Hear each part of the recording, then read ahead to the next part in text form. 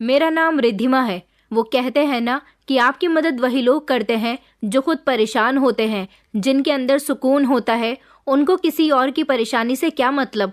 और वही बात कि जैसे ही मैंने उसे बड़े से डस्टबिन में से उठाकर उसको गले से लगाया, तो ये नहीं सोचा था कि कूड़े से मिलने वाली चीज़ की वजह से मेरी सिर्फ परेशानी भरी हालत नहीं बल्कि पूरी ज़िंदगी बदल जाएगी।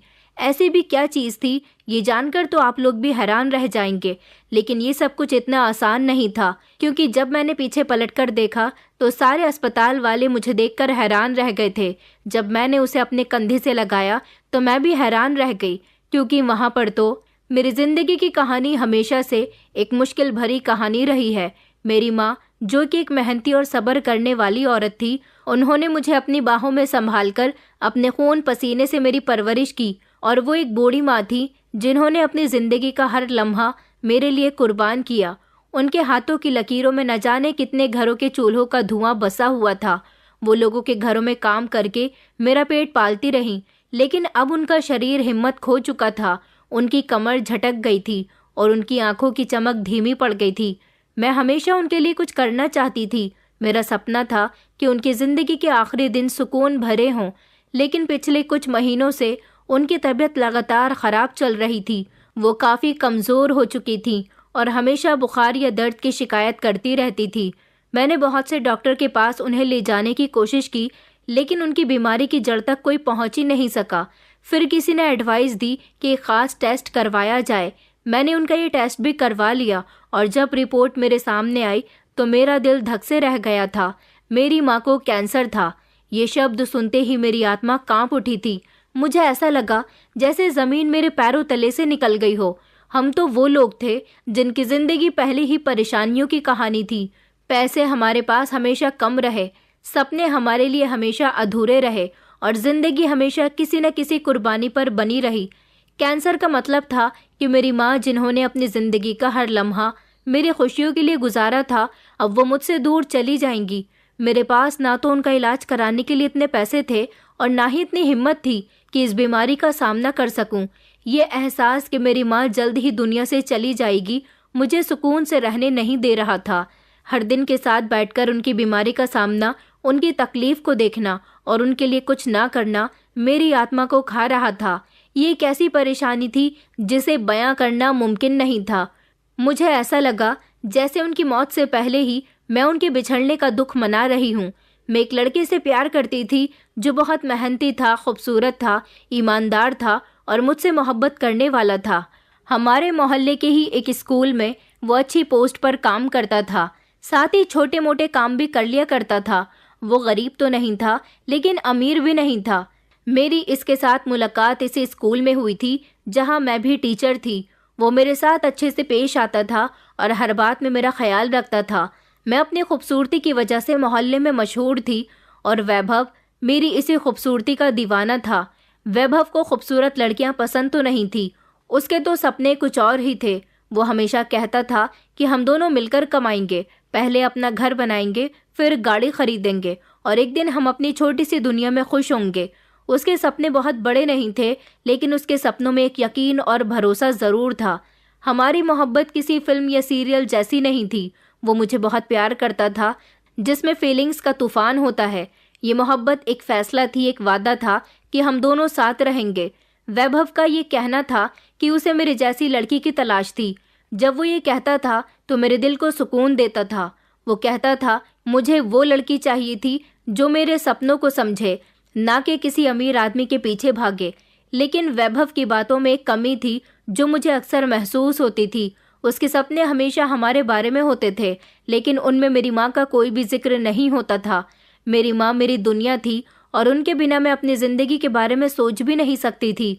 मैंने वैभव को कई बार ये बात समझाने की कोशिश की, लेकिन उसका सपना हमेशा वही होता था जैसा वो कहता था कि हम दोनों अपनी मेहनत से सब कुछ बनाएंगे। लेकिन उसने कभी ये नहीं कहा कि मेरी माँ को हमारे साथ रखेंगे। जब मुझे पता चला कि मेरी माँ को कैंसर है तो मैंने सबसे पहले वैभव को ये खबर दी। मुझे उम्मीद थी कि वो मेरी तकलीफ को समझेगा, मेरा सहारा बनेगा और मुझे किसी तरह तसल्ली देगा। वैभव का रिएक्शन मेरी उम्मीद से बिल्कुल अलग था। उसने कहा कि तुम्हें तो खुश होना चाहिए कि तुम्हारी माँ ने अपनी सारी जिंदगी सुकून से गुजारी है। आजकल तो लोग जवानी में ही मर जाते हैं। ये शब्द मेरे लिए एक शॉक की तरह था। माँ जैसा रिश्ता तो दुनिया में कोई और हो ही नहीं सकता। माँ को खोने का एहसास भी मुझे झंझोड़ कर रख देता था, लेकिन वैभव की बातें जैसे मेरे दर्द को समझने के लिए तैयार नहीं थी। उसके लिए ये रिश्ता एक काम सी बात थी। वैभव ने मेरे लिए जो सपने देखे थे वो सुंदर थे, लेकिन वो सपने सिर्फ हमारी जिंदगी के बारे में थे। मेरी माँ, जिन्होंने मेरी जिंदगी की बुनियाद रखी थी, उन सपनों में वो मुझे कहीं भी नजर नहीं आती थी। उस दिन मुझे पहली बार यह एहसास हुआ कि वैभव मेरी दुनिया को नहीं समझता। वो मेरी मोहब्बत को समझ सकता है, लेकिन मेरी माँ की अहमियत को नहीं। मैं उसकी बातें सुनती रही, लेकिन मुझे तसल्ली की ज़रूरत थी, किसी के कंधे की ज़रूरत थी जहाँ मैं अपने आंसू बहा सकूं। लेकिन वैभव की बातों ने मेरा दुख कम करने के बजाय बढ़ा दिया था। मुझे वो सुकून न मिल सका जिसकी मैं उम्मीद कर रही थी। शायद वैभव मेरी तकलीफ को कभी भी नहीं समझ सकता, और शायद यही वो लम्हा था जब मैंने अपनी ज़िंदगी के बारे में सोचना शुरू कर दिया। मेरी माँ की ज़िंदगी हमेशा एक मिसाल रही थी। मेहनत, कुर्बानी और सब्र से उन्होंने मेरी परवरिश ऐसी हालत में की थी जहाँ एक वक्त का खाना भी सपने जैसा लगता था। उनके प्यार ने मुझे मजबूत बनाया था। वो हमेशा मुझसे कहती थीं कि बेटी, हम इस दुनिया में अकेले हैं, तुम्हारे पिता जिंदा नहीं और लोग हमें हर तरह की शक की नज़र से देखते हैं। तुम जवान हो, खूबसूरत हो और बाहर जाकर काम करती हो, लोग कुछ भी कह सकते हैं, लेकिन वैभव ने तुम्हें अपनाने का फैसला किया, ये बहुत बड़ी बात है। मर्द उसी औरत को पसंद करता है जो उसकी बात माने, उसकी हाँ में हाँ मिलाए, इसलिए हमेशा उसे खुश रखना। ये शब्द मेरे दिलो दिमाग पर एक बोझ की तरह थे। वैभव मुझसे जो भी कहता मैं उसे मान लिया करती थी। शायद ये सब कुछ मैं अपनी माँ के कहने पर करती थी कि कहीं वैभव मुझसे दूर न हो जाए, लेकिन माँ की बीमारी ने मुझे अंदर तक तोड़ दिया। मुझे बोलना ही पड़ा। मैंने वैभव से कहा, तुम्हारे सारे सपने और प्लानिंग एक तरफ रखो, इस समय मुझे सिर्फ एक बात की फिक्र है, और वो है मेरी माँ का इलाज। वैभव का बिहेवियर अच्छा नहीं था। उसकी बातें मेरे दिल को चीर कर रख देती थी। वो बोला, तुम इलाज के बारे में सोच रही हो रिद्धिमा, तुम्हें हकीकत को एक्सेप्ट करना होगा। तुम्हारी माँ की उम्र ही कितनी है? मैंने कहा 66 साल हो गई है। वो कहने लगा, तो फिर उन्होंने अपनी जिंदगी जी ली है। उनके पति थे, तुम उनकी जिंदगी में थी, एक अच्छी बेटी, ये क्या कम नहीं है? मैंने गुस्से से उसकी तरफ देखा और जवाब दिया, उन्होंने अच्छी जिंदगी नहीं गुजारी, उनकी जिंदगी हमेशा दुख और तकलीफ से भरी रही। लेकिन वैभव जैसे मेरी बात सुनना ही नहीं चाहता था। वो कहने लगा कि फिर भी रिद्धिमा, 66 साल कम नहीं होते। आखिरी समय में उनकी सेवा करो और पुण्य कमाओ, क्योंकि तुम जानती हो कि कैंसर का इलाज बहुत महंगा है और तुम्हारे पास उनके इलाज का कोई इंतजाम नहीं है। तुमने खुद कहा है कि उनका कैंसर 4th स्टेज पर है। वैभव की बातों ने मुझे गहरी सोच में डाल दिया था। शायद उसकी बात ठीक थी, लेकिन मेरी माँ की तकलीफ को देखकर मैं उसकी बात को एक्सेप्ट नहीं कर सकती थी। जब माँ रात को दर्द से तड़पती थी, तो क्या मैं उनके लिए दर्द की दवा भी न लूं? मैंने कहा, एक अस्पताल है जहां मुफ्त में इलाज होता है, मैं वहां जाकर बात करूंगी। तो वैभव ने कहा कि सिर्फ वहां जवान लोगों का मुफ्त में इलाज होता है, ऐसे लोगों का नहीं जिन्होंने अपनी पूरी जिंदगी गुजार ली है। अगर वहां कोई 50 साल का इंसान जाए तो वो शायद उसे जगह दे देंगे, लेकिन तुम्हारी माँ के लिए नहीं। इस बात को सुनकर मेरा दिल टूट गया था, लेकिन मैं जानती थी कि उसकी बात में सच्चाई है। इन अस्पतालों में सच में उन लोगों को अहमियत दी जाती है जिनकी उम्र अभी ज्यादा भी नहीं हुई होती। क्या मेरी माँ को हक नहीं था? क्या उनकी जिंदगी की कुर्बानियों का बदला ये था कि उन्हें दर्द में ही छोड़ दिया जाए? एक तरफ वैभव की हकीकत भरी बातें थीं और दूसरी तरफ मेरी जज्बाती संबंध अपनी माँ से। मैं जानती थी कि इलाज करवाना आसान नहीं होगा, लेकिन इसका मतलब ये नहीं था कि मैं कोशिश भी ना करूं। वैभव की बातों ने मुझे एहसास दिलाया कि शायद वो मेरे और मेरी माँ के बीच कभी मददगार नहीं बन सकता। उसकी दुनिया में माँ की जगह नहीं थी। वो सिर्फ हमारे फ्यूचर के बारे में सोचता था, लेकिन मेरा फ्यूचर तो मेरी माँ थी और मेरी पहचान थी। मैंने फैसला किया था कि चाहे जो हो जाए, मैं अपनी माँ के लिए आखिरी हद तक जाऊंगी। शायद मैं वैभव के सपने पूरे ना कर सकूं, लेकिन अपनी माँ की सेवा करना मेरा फर्ज था, चाहे इसके लिए मुझे वैभव की नाराजगी ही क्यों ना मोल लेनी पड़े। जिंदगी के इस मोड़ पर मुझे एहसास हुआ कि वैभव के साथ मेरा रिश्ता एक तरफा था। वो अपने सपनों और नजरियों के दायरे में फंसा हुआ था, जबकि मेरी दुनिया मेरी माँ के इर्द गिर्द घूमती थी। मुझे उनकी सेवा और मोहब्बत में सुकून मिलता था, और यही सुकून मेरी जिंदगी का असल मकसद था। वैभव ने साफ शब्दों में कह दिया था कि वो मेरी कोई मदद नहीं कर सकता। ये सुनकर मैं खामोश हो गई थी, क्योंकि मैंने उससे मदद मांगी ही नहीं थी। शायद उसके दिल में कहीं ये ख्याल आया होगा कि मैं उसे कोई उम्मीद लगा रही हूँ, इसलिए उसने सफाई देना ज़रूरी समझा था। उसने कहा कि रिद्धिमा, मैं तुमसे मोहब्बत करता हूँ, तुम्हारी माँ से नहीं। मैं तुम्हारे लिए कुछ भी कर सकता हूँ, लेकिन ये मुमकिन नहीं कि मैं तुम्हारी माँ की इलाज में कोई मदद करूँ। उसकी बातों ने मेरा दिल तोड़ कर रख दिया था। मैं उसकी बात पर जोर जोर से हंसी थी, जो मेरे अंदर के दुख और गुस्से से अलग थी। उसने हैरानी से मेरी तरफ देखा। शायद वो समझ नहीं पाया कि मेरी हंसी किस चीज़ पर थी, उसके शब्दों पर या अपनी किस्मत पर। मैंने नज़र झुकाकर कहा कि मुझे जाना है, माँ को अस्पताल लेकर। जब मैं जाने के लिए खड़ी हुई तो उसने कह दिया कि रिद्धिमा, तुम मुझसे मोहब्बत करती हो ना? ये वो सवाल था जो वो अक्सर मुझसे पूछा करता था और जिसका जवाब मैं हमेशा हाँ में दिया करती थी। लेकिन इस बार मेरी ज़बान खामोश रही। सिर्फ सर झुकाया और कहा कि मुझे देर हो रही है वैभव, मुझे जाना होगा। मेरी खामोशी ने शायद वैभव को नाराज़ कर दिया था, लेकिन इस समय मेरे दिलो दिमाग पर बस एक ही सोच छाई हुई थी, मेरी माँ की तकलीफ़ और उनका इलाज। मैं नहीं जानती थी कि मैं क्या कर रही हूँ या कहाँ जा रही हूँ। वैभव एक सीधा इंसान था, अपनी बात दिल में छुपाने वाला नहीं था। उसने मुझसे कभी भी झूठ नहीं बोला था, ना ही धोखा दिया था, और उसकी चाहत थी कि वो मेरी जिंदगी का हिस्सा बने। लेकिन इस समय मेरी दुनिया वैभव के सपनों और मोहब्बत से बहुत दूर थी। मेरी माँ ने मेरे लिए जिंदगी की हर मुश्किल उठाई थी, और आज जब वो अपनी जिंदगी की सबसे बड़ी जंग लड़ रही थी तो मैं उनका साथ कैसे छोड़ सकती थी। मेरी माँ ने लोगों के घरों में काम किया था, कूड़ा तक उठाया था, लेकिन मुझे हमेशा इज्जत से रखा, कभी नौकरानियों की तरह काम नहीं करने दिया। लेकिन हालात ने हमें इस मुकाम पर लाकर खड़ा किया था, और आज जब उनकी ज़िंदगी की कीमत 50 लाख बताई गई तो ये बोझ मेरे कंधों पर था। मैंने हर तरीके से पैसों का बंदोबस्त करने की कोशिश की, रिश्तेदारों से, जानने वालों से भी पैसों के लिए कहा, यहाँ तक कि अजनबियों से भी मदद मांगी, लेकिन हर किसी ने वादा करके अपना पल्ला झाड़ लिया। मैं अस्पताल पहुंची, लेकिन वहां की हकीकत मेरी सोच से भी ज़्यादा ऊपर थी। दवाइयाँ, टेस्ट और इलाज सब इतने महंगे थे कि मेरे कदम ज़मीन में गड़ गए थे। वहां के स्टाफ ने कहा, जाओ पहले पैसों का इंतज़ाम करो। मेरी तो हालत ख़राब हो रही थी। मैं अस्पताल के बाहर एक जगह जाकर बैठ गई जहां कूड़ा फेंका जाता था। ये वो जगह थी जहां लोग आमतौर पर नहीं आते थे, इसलिए मैं वहां अपनी बेबसी को छुपा सकती थी। मेरे सर में बहुत दर्द हो रहा था, जैसे सारी दुनिया मेरे खिलाफ हो चुकी हो।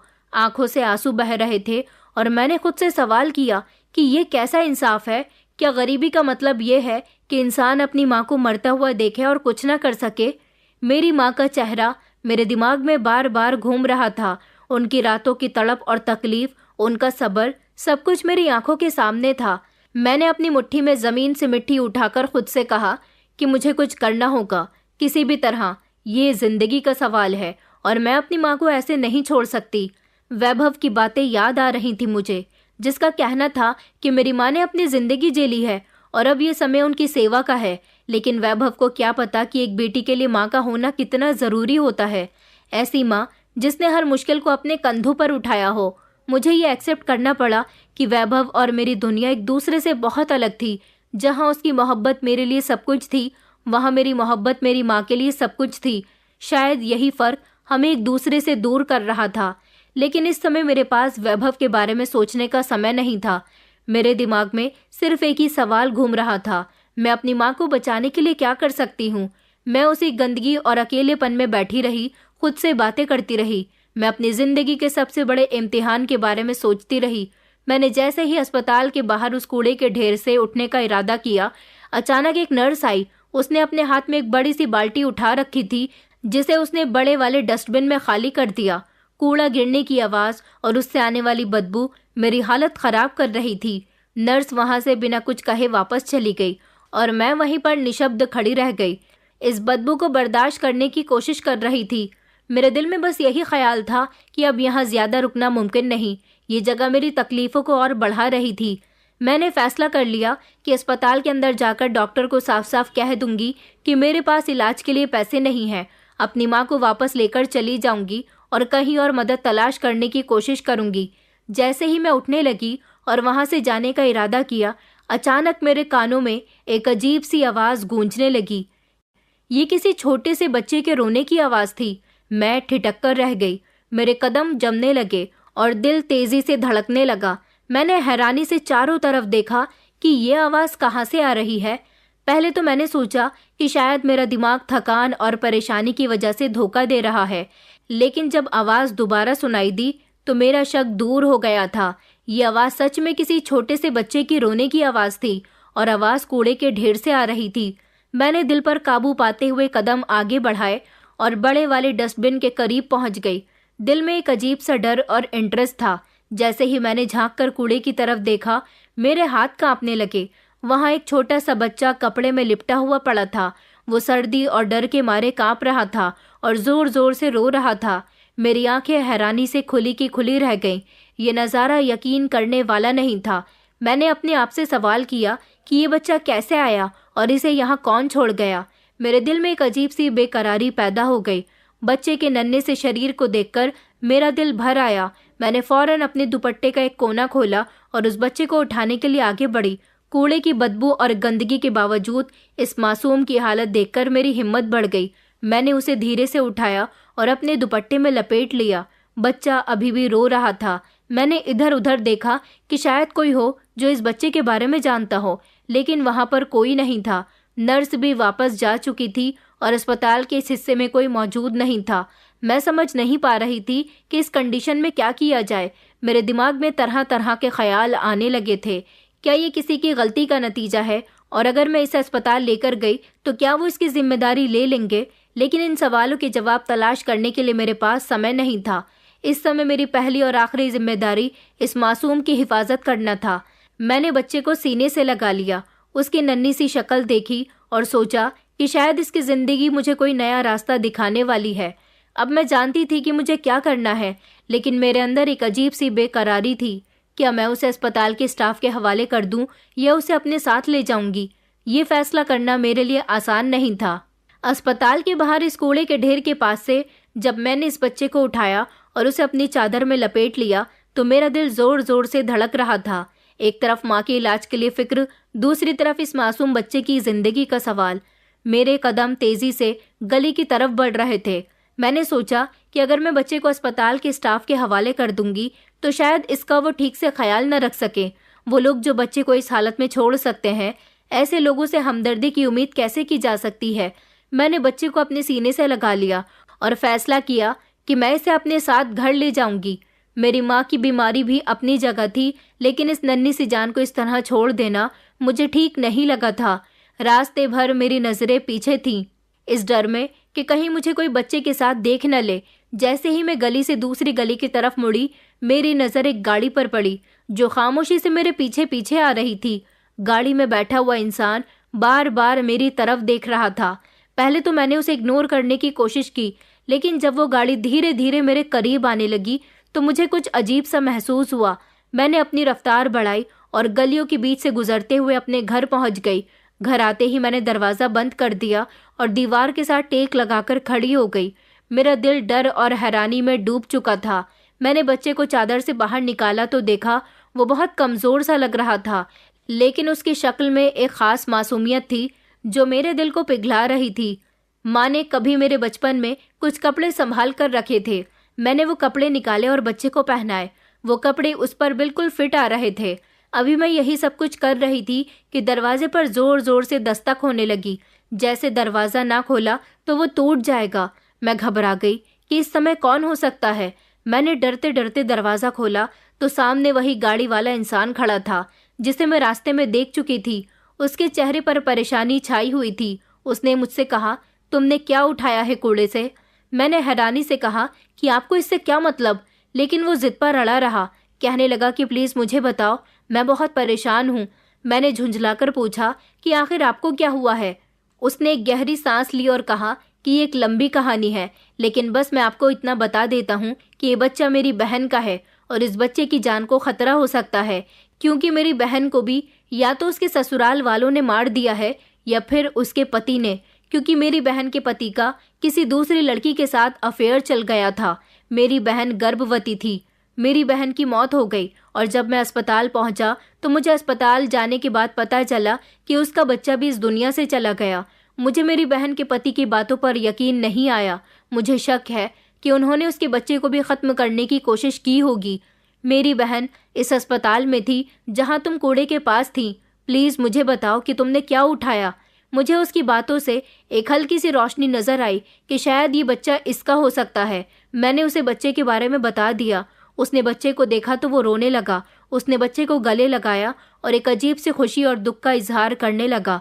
मैंने उससे कहा, अब आप ये बच्चा ले जाइए, ये आपकी बहन का है और आप इसकी बेहतर हिफाजत कर सकते हैं। लेकिन उसने फ़ौरन मना कर दिया कि नहीं, मैं इस बच्चे को अपने साथ नहीं ले जा सकता। अगर किसी को पता चल गया कि ये बच्चा मेरे पास है तो इसकी जान को भी खतरा हो सकता है। मेरी बहन तो इस दुनिया से चली गई, मगर मैं उसकी आखिरी निशानी को कुछ नहीं होने दूंगा। जब तक मैं अपनी बहन के कातिलों को बेनकाब नहीं कर देता और उन्हें सज़ा नहीं दिलवा देता, तब तक आप इसकी हिफाजत करो। उसने मेरे सामने हाथ जोड़कर ये बात कही थी। मैं इसे आपके पास ही छोड़ने आया हूँ। मैं हैरान होकर उसकी तरफ देखने लगी। वो कहने लगा कि मैं अपनी बहन से बहुत प्यार करता था, इसलिए मैं उसके बच्चे को भी जिंदा रखना चाहता हूँ। आप इसे अपने पास रखो। उसने कहा कि इसका खर्च मैं हर महीने आपको दिया करूँगा जब तक कि मेरी बहन के कातिल पकड़े नहीं जाते। उसने उसी समय अपनी जेब से निकालकर 50,000 रुपये मुझे दिए और कहा कि अभी तो मेरे पास सिर्फ यही है, अभी आप ये अपने पास रख सकती हो। आप इसे अपना बच्चा समझो और मैं कभी कभी यहाँ आपसे मिलने के लिए आ जाया करूँगा, लेकिन ये राज किसी को मत बताना। उसने मेरा पता पूछा था कि वो आइंदा मुझसे कांटेक्ट कर सके और फिर गाड़ी में बैठकर चला गया। मैं वहीं दरवाजे के पास खड़ी हैरानी से उसे जाते हुए देख रही थी। जब मैंने हाथ में मौजूद पैसों को देखा तो मुझे एहसास हुआ कि मैंने अपनी ज़िंदगी में पहली बार इतने पैसों को हाथ में लिया था। मैंने जल्दी से बच्चे के लिए कुछ खास ज़रूरी सामान खरीदा, उसे साफ सुथरा किया और फीडर में दूध डालकर पिलाया। बच्चे के मासूम चेहरे को देखकर मेरा दिल भर आया था। वो अब सुकून से था और खुशी से सो रहा था। मैंने उसे अपनी पड़ोसन के पास छोड़ा और माँ को अस्पताल से वापस लेने के लिए चली गई। माँ, जिनका फौरन ही इलाज होना था, वो इन पैसों से हो गया और उनकी हालत कुछ बेहतर हो गई। जब हम घर पहुंचे तो मैंने माँ को इस बच्चे के बारे में सब कुछ बता दिया। वो भी हैरान थी कि मेरी ज़िंदगी में ये अचानक बदलाव कैसे आ गए। माँ ने कहा, ये ऊपर वाले की तरफ से तुम्हारे लिए इम्तिहान है या इनाम, लेकिन जो भी है हमें इस मासूम का ख्याल रखना होगा। शायद इसकी वजह से हमारी ज़िंदगी में सुकून आ जाए। मेरे दिल में अजीब सी हिम्मत पैदा हो रही थी। मैंने सोचा कि इस बच्चे की ज़िंदगी के लिए जो कुछ भी मुश्किल आएंगी मैं उनका सामना करूंगी। ये बच्चा मेरी जिम्मेदारी बन चुका था और अब मुझे इसकी हिफाजत करनी थी। रात की खामोशी में माँ की धीमी आवाज़ें मुझे सुनाई दे रही थी। वो इस बच्चे के लिए लोरी गा रही थी। ये नज़ारा मेरे लिए नया था। माँ जो हमेशा बीमारी और दर्द की शिकायत करती थी, अब पूरी रात जागकर उन्होंने इस नन्हे बच्चे का ख्याल रखा था। उनका सारा ध्यान इस बच्चे पर था। वो इसकी नन्ही उंगलियां सहला रही थी, कभी उसके गालों को चूमती और कभी हल्के हाथों से उसके झूले को हिलाती। माँ की तबीयत में काफ़ी बदलाव सिर्फ इस बच्चे की वजह से ही आया था। अब वो बिल्कुल बेफिक्र और खुश नज़र आ रही थी। उन्होंने कहा कि ये बच्चा हमारे घर के लिए खुशी का रास्ता बनकर आया है। अब मुझे अपने दर्द का कोई एहसास नहीं होता। माँ ने बच्चे को साफ सुथरा रखने में कोई कमी नहीं छोड़ी थी। वो बच्चे का बहुत अच्छे से ख्याल रख रही थी। मैंने माँ से कहा, आपकी तबीयत ठीक नहीं है, आप इतनी मेहनत क्यों कर रही हो? माँ ने मुस्कुराकर जवाब दिया कि बेटा, ये बच्चा ऊपर वाले की तरफ से हमारे लिए एक गिफ्ट है। इसका ख्याल रखना भी तो हमारी जिम्मेदारी है। और देखो, इसकी वजह से मेरी तबीयत कितनी बेहतर हो गई। दिन तेज़ी से गुजरते जा रहे थे। इस बच्चे के मामा अरुण जी ने मुझे जो पैसे दिए थे वो मैंने बच्चे और माँ के इलाज पर खर्च कर दिए। एक दिन मैंने अरुण जी को फ़ोन किया और बताया कि पैसों का कुछ हिस्सा खर्च हो गया है, लेकिन मैं वादा करती हूँ कि वो पैसे मैं आपको वापस कर दूंगी। उन्होंने कहा कि आप बिल्कुल फ़िक्र मत करो, वो पैसे आपके और बच्चे के लिए ही थे। मैं हर महीने आपको पैसे दे जाया करूँगा। आपको किसी चीज़ की ज़रूरत हो तो मुझे ज़रूर बताना। हफ्ते भर का समय पलक झपकते ही गुजर गया था। ये बच्चा हमारे घर की रौनक बन चुका था। माँ इसे प्यार से गोलू कहकर पुकार रही थी। वो अपनी बीमारी और दर्द को भूलकर इस नन्हे से बच्चे की खुशियों में खो गई थी। गोलू के नन्हे नन्हे कह कहे हमारी जिंदगी में रोशनी की तरह थे। 1 महीना होने के बाद अरुण जी जब हमारे घर आए तो उनकी आंखों में एक अजीब सा सुकून छलक रहा था। उन्होंने मुझे बताया कि मेरी बहन के आरोपी का पता चल गया। मेरी बहन को उसके पति की गर्लफ्रेंड ने मरवा दिया। दरअसल मेरी बहन उस दिन डॉक्टर से चेकअप के यहाँ जा रही थी। उसका 9वां महीना चल रहा था। उसके पति की गर्लफ्रेंड ने गाड़ी से मेरी बहन को जोरदार टक्कर मार दी और मेरी बहन का एक्सीडेंट हो गया, जिसकी वजह से वो जिंदा ना बच सकी और ऊपर वाले ने उसे बेटा दिया, मगर मरने से पहले वो अपने बेटे को भी ना देख सकी। मुझे लगता था कि मेरी बहन की मौत उसके ससुराल वालों ने की है, लेकिन हकीकत खुलकर आ गई। उसके ससुराल वाले तो अपनी बहू से बहुत प्यार करते थे। पुलिस ने मेरी बहन की आरोपी को पकड़ लिया और उसके पति को भी सजा हुई है। जब ये बच्चा इस दुनिया में आया तो मेरी बहन के पति ने इस बच्चे को अस्पताल से ही गायब करवा दिया, क्योंकि वो दोनों एक दूसरे से शादी करना चाहते थे। मेरी बहन को भी उसने अपने प्यार के जाल में फंसाया था। मैं पहले ही अपनी बहन से मना करता था कि तुम इस लड़के से शादी मत करो, ये तुम्हारे लिए ठीक नहीं है, मगर मेरी बहन ने उसके साथ लव मैरिज की। उसका पति एक धोखेबाज इंसान निकला, जिसने ना तो मेरी बहन की इज्जत की और ना ही वो उसके बच्चे का ख्याल रख सकता था। ये तो अच्छा हुआ कि तुमने मेरे भांजे को कूड़े के ढेर से निकाल लिया, वरना मैं अपनी बहन की आखिरी निशानी को भी खो सकता था। वो अपनी बहन को याद करके रोने लगा। उसने कहा कि पुलिस उन दोनों के खिलाफ कार्यवाही कर रही है। मैंने किसी को नहीं बताया है कि ये बच्चा जिंदा है, क्योंकि मैं अब इस बच्चे पर कोई आंच नहीं आने देना चाहता। दरअसल मुझे किसी काम की वजह से दूसरे शहर जाना है। जैसे ही मेरा काम पूरा हो जाएगा, मैं इस बच्चे को अपने साथ ले जाऊंगा। अरुण जी की बात सुनकर मेरे दिल में एक अनजानी सी उदासी छा गई थी। मैंने कहा, हमें इस बच्चे से बहुत मोहब्बत हो गई है, इसलिए हम इससे दूर रहने के बारे में सोच भी नहीं सकते। मेरी बात सुनने के बाद अरुण जी खामोश हो गए थे। उनके चेहरे पर गहरी सोच झलक उठी थी। उन्होंने फिर से मुझे पैसे दिए और कहने लगे कि मैं इसी तरह हर महीने आपको पैसे देता रहूंगा। और आपने मुझे पैसे वापस करने की फ़ोन पर बात क्यों कही थी? मुझे आपसे पैसे वापस नहीं चाहिए। आप मेरे भांजे का ख्याल रख रही हो, यही मेरे लिए बहुत है। मैंने कहा कि इस बच्चे का ख्याल रखते हुए तो मुझे और मेरी माँ को बहुत खुशी मिल रही है, लेकिन आपके दिए हुए पैसे मैंने अपनी माँ के इलाज पर खर्च कर दिए, क्योंकि मेरी माँ को एक बहुत बड़ी बीमारी है और उस समय मुझे पैसों की बहुत सख्त ज़रूरत थी। उन्होंने कहा कि आपको परेशान होने की ज़रूरत नहीं है, आपने इस बच्चे की जान बचाई है, आपकी माँ का इलाज मैं करवाऊंगा, लेकिन जब तक आपको ये पैसे भी रखने होंगे। मैंने कहा, आप ये सब कुछ क्यों कर रहे हैं? आप तो हमें जानते भी नहीं हैं, फिर इतनी मदद करने की क्या ज़रूरत है? उन्होंने कहा कि दरअसल मैं ज़रूरतमंदों की भी मदद करता हूँ, लेकिन इस बार ये मामला मेरा पर्सनल है। आप जो मेरे साथ कर रही हो, उसका मैं आपका हमेशा के लिए ही एहसानमंद रहूँगा। मैंने कहा, लेकिन कैंसर का इलाज तो बहुत महंगा होता है। उन्होंने कहा, तो क्या हो गया? लाखों रुपए तो मेरे लिए मामूली सी बात है। मेरा बहुत बड़ा बिजनेस है और मेरे पास पैसे की कोई कमी नहीं है। मैं आपसे कहने आया था कि मैं अपने बड़े से बंगले में अकेला रहता हूँ। क्या आप मेरे भांजे को लेकर और अपनी माँ को लेकर मेरे बंगले में रह सकती हो? आप वहाँ शिफ्ट हो जाओगी तो आपको किसी चीज़ की कमी नहीं होगी। मेरे घर में नौकरानियाँ भी मौजूद हैं और मैं आपकी माँ का इलाज भी करवा दूंगा। वैसे भी मैं कुछ दिनों के लिए दूसरे शहर जा रहा हूँ, मेरा घर अकेला ही तो पड़ा रहेगा, तब तक आप वहाँ रह लेना। उनकी ये बात सुनकर मैं हैरान रह गई। ये फैसला करना मेरे लिए इतना आसान नहीं था। मैंने कहा कि हमें सोचने के लिए कुछ वक्त ही चाहिए। अरुण जी ने कहा कि ठीक है, आप आराम से सोच लीजिए। मेरा मकसद तो सिर्फ आपकी मदद करना है, और अगर आप मेरे भांजी की देखभाल करने के लिए तैयार हैं तो मुझे खुशी होगी। ये बात कहकर वो चले गए थे, लेकिन उनके शब्द मेरे दिमाग में घूम रहे थे। क्या सच में ये सब कुछ मुमकिन था? क्या हम अपनी ज़िंदगी को एक नया मोड़ दे सकते थे? जब मैंने वैभव से इस बारे में बात की तो उसने अजनबी सा रिएक्शन दिया। कहने लगा कि अजीब बात है, ऐसे कौन किसी की मदद करने लग जाता है? ज़रूर ये लड़का औरतों को सप्लाई करने का काम करता है। बच्चे वाला भी सब खेल है। ये तुम्हें अपने घर ले जाएगा, फिर पता नहीं वहाँ पर क्या होगा। मैंने कहा, ये तुम कैसी बातें कर रहे हो? मैंने तुम्हें पूरी बात बताई है फिर भी। उसने कहा, अगर मेरी इजाज़त मांग रही हो तो मैं नहीं कहता कि तुम उस लड़के के घर जाकर रहो। मैंने कहा कि वो मेरी माँ का इलाज करवाने के लिए तैयार है। तो वैभव ने कहा कि इसके लिए तुम उसके घर जाकर रहोगी? मैंने कहा, हाँ, अगर मेरी माँ का इलाज करवाता है तो क्यों नहीं। वैभव ने कहा कि देखो, मैं तुम्हें मना कर रहा हूँ, इसमें मेरी मर्जी नहीं है। वो बिल्कुल मुझ पर ऐसे हुक्म चला रहा था जैसे मेरा हस्बैंड हो, लेकिन मैं सिर्फ अपनी माँ के बारे में सोच रही थी। मैंने कहा कि ठीक है। उसने कहा कि मेरी मर्जी नहीं, फिर भी ये काम करोगी? मैंने कहा कि शायद। वैभव को मुझ पर बहुत गुस्सा आ रहा था, मुझे पता था, लेकिन उसने तो साफ इनकार कर दिया था कि वो मेरी माँ का इलाज करवाने के लिए 1 रुपया भी नहीं दे सकता, तो फिर मैं उसकी बात क्यों मानूं? अरुण जी के कहने पर मैं उनके घर रहने के लिए तैयार हो गई। ये फैसला मेरे लिए आसान नहीं था, लेकिन मेरी माँ की तबीयत और गोलू की हिफाजत के बारे में सोचते हुए मुझे यही ठीक लगा। अरुण जी का बंगला बहुत अच्छा था।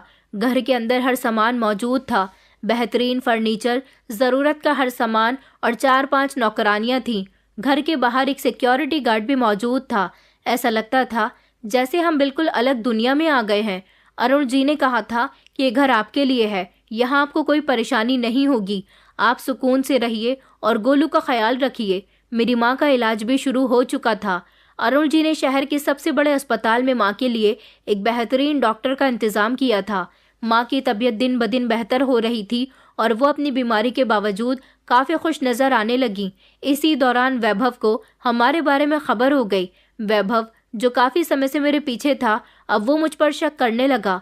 एक दिन उसने मुझसे कांटेक्ट किया और गुस्से में कहने लगा कि तुम्हारा अरुण के साथ कोई अफेयर चल रहा है, तभी तो वो तुम्हारे लिए इतना सब कुछ कर रहा है और तुम उसके घर में जाकर रह रही हो।